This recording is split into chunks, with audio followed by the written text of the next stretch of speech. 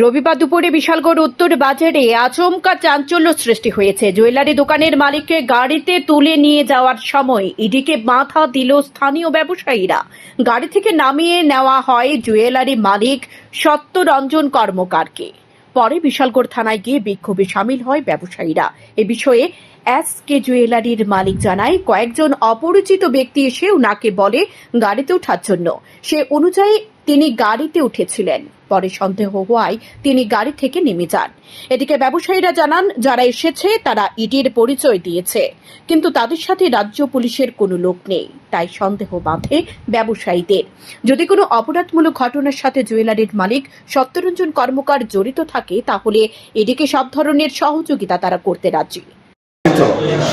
হ্যাঁ, তারা বাসা শুনছি বাড়ি চলো। হ্যাঁ, কে আসছে?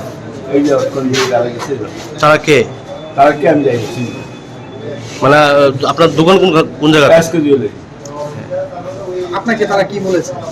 শুরু করছি বাড়ি দিতে তারা দাও লক করো। আপনি গাড়িতে উঠছিলেন? গাড়িতে উঠতে নেমে গেছি। আপনার কি সন্দেহ হয়েছিল? আমার কি জানি, আমি তো যাই না, সন্দেহ করে আমিও যাই।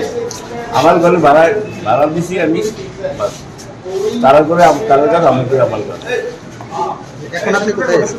এখন আমি দোকানে আছি। আমি তো এই বিশাল স্বর্ণপুর সমিতির সেক্রেটারি। তো এখানে আমার কাছে খবর পেলাম যে চেন্নাই কে বা কারা চুরি করছে না কি করছে, বাড়ি আড়ালে যা শুনছি। আয়া বিশাল বাজারের শিল্পী সত্যরঞ্জন কর্মকারকে ইডি নাকি গাড়িতে তুলছে। তখন আমরা সবাই জড়ো হয়ে আটকালাম যে আমাদের পিএসকে নক করে নিতে হবে এবং পিএসকে জানিয়ে নিতে হবে, আমার ঘটনাটা বুঝতে হবে কী বিষয়। মানে কোন জায়গা থেকে এসেছিল পুলিশ?